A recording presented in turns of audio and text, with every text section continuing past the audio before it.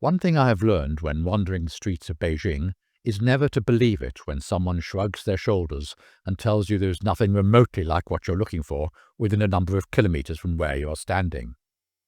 Okay, perhaps I exaggerate, but only by a little.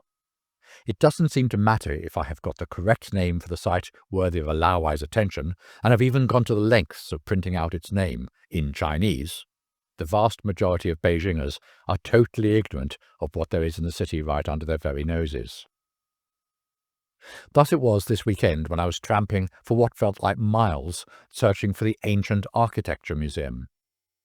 Having stopped to ask a local who was playing with his dog underneath a sign that proclaimed that pets were not allowed, I showed him the Chinese and even added as an afterthought where it was located, in Shanong Temple, to make it easy for him. No, nothing like that round here, he attempted to tell me in fluent Mandarin, before turning back to his yapping canine. I finally found it in the very next street, and it was worth the search. The Museum of Chinese Ancient Architecture was opened in September 1991, and for something situated as close to the Temple of Heaven Park as it is, it's amazing that no one seems either to have heard of it or certainly not to have visited it. The museum is located in Shanongtan, the Temple of Agriculture, where emperors used to come and offer sacrifices to such deities as Shanong, the god of agriculture, and the god of mountains and rivers during the Ming and Qing dynasties. According to china.org.cn, admission to the museum costs 10 yuan.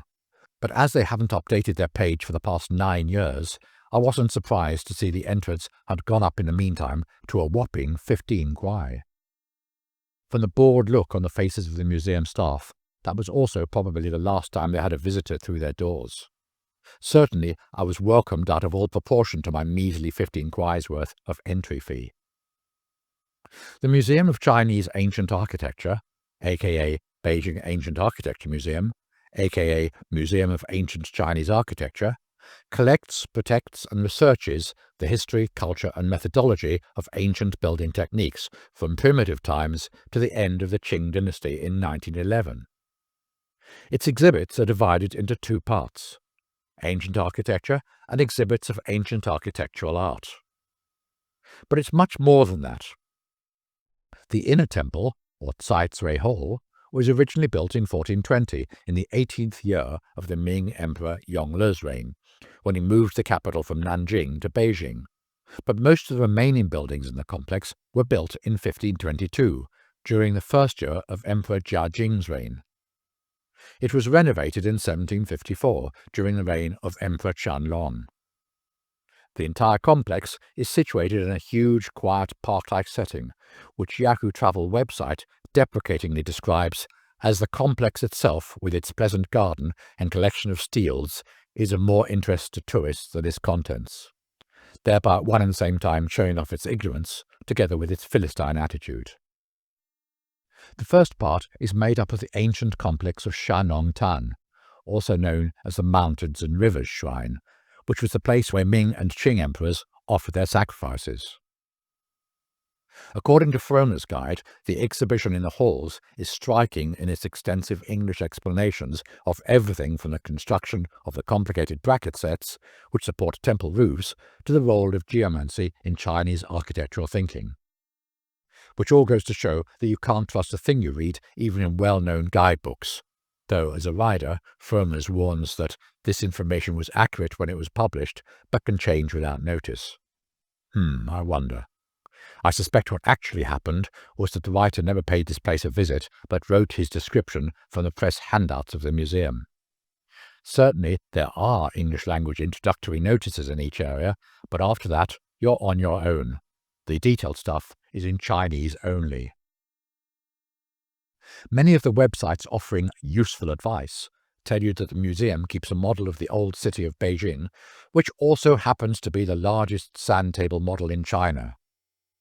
For something as lauded as it is by all and sundry, you might think it is something special. Unfortunately, it was in almost total darkness and easy to miss if you weren't actually looking for it. As well as that, I have in any case seen much larger sand table models in Tianjin. Instead, the visitor, I hesitate to use the plural here, is led past elegant displays of habitations dating back to the start of time. Architecture, one is told, means a place to prevent people from rain, wind, hot sun, and harms caused by animals. The exhibits move on to the Qin and Han dynasties, but if you're wanting to swat up on your Qin, Han, Tang, or Sui dynasty styles, you'd be better off learning some Chinese first before you come here. Lonely Planet adds its ha'porth to the accumulated sum of internet knowledge of the Ancient Architecture Museum. Brush up on your dugong brackets and sun mao joints with the English captions, it smugly proclaims, again demonstrating that their writers have almost certainly never visited this place. The rear hall, or Tai Cui Dian, or Hall of Jupiter, is said to be exceeded in magnificence only by the Forbidden City's Hall of Supreme Harmony. Well, that's debatable, but certainly its inside is magnificent, even if on the outside it looks like many other Chinese halls. Inside this hall one is treated to models and explanations of the intricate details and building construction methods used over the centuries. Emphasis is placed on the intricate details carved into the tiles found even at roof height. Obviously, labour was cheap in the old days. There were also full-sized replicas of corner joists and decorations used in the construction of many of the old temples found in China. Seeing these up close is quite an eye-opener. And should anyone have the urge to build a matchstick model of an old Chinese temple, then they can get their inspiration here. There's also a beautiful model of a pagoda, which is set off brilliantly by the blue ceiling above it. To my mind, though, probably the most impressive item on display is not any of the models, but a part of the building itself, the caisson in the ceiling of the temple. This umbrella-shaped caisson is the only one of its kind still surviving. Built in the Ming dynasty, it features a horoscope map at its centre with each constellation neatly labelled. Quite beautiful. Yahoo Travel is, however, correct in praising the outside gardens of the complex. With the winter coming on, many of the trees have turned red just prior to shedding their leaves, and the overall effect is wonderful. 9 stone shrines dedicated to the gods of the 5 mountains and hills and the 4 seas and rivers were moved to their present location in 2002 for their protection. They had originally stood around the temple itself. Slightly to the northwest of these shrine stones is the Xianong altar, where the emperors would offer their sacrifices.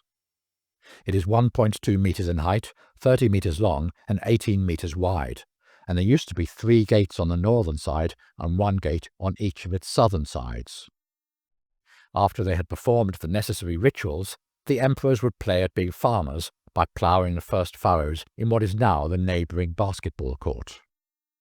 This was symbolic in calling the peasants all over the country to undertake their farming work. I guess it's akin to the way present-day monarchs plant a tree by throwing a load of earth at a newly planted sapling using a pristine garden spade. After the emperor had done his bit of farming, he would then retire to the viewing platform to watch as his own officials then finished their own planting ceremonies. You can tell they knew a thing or two about having a good time in those days. Finally, I wandered out of the museum grounds. No one else had entered the entire time I was there. It would appear that this altar of agriculture is as much unknown as its neighbouring altar of heaven to the east is a tourist trap. So sad, and yet so calm and peaceful. Perhaps that's no bad thing after all.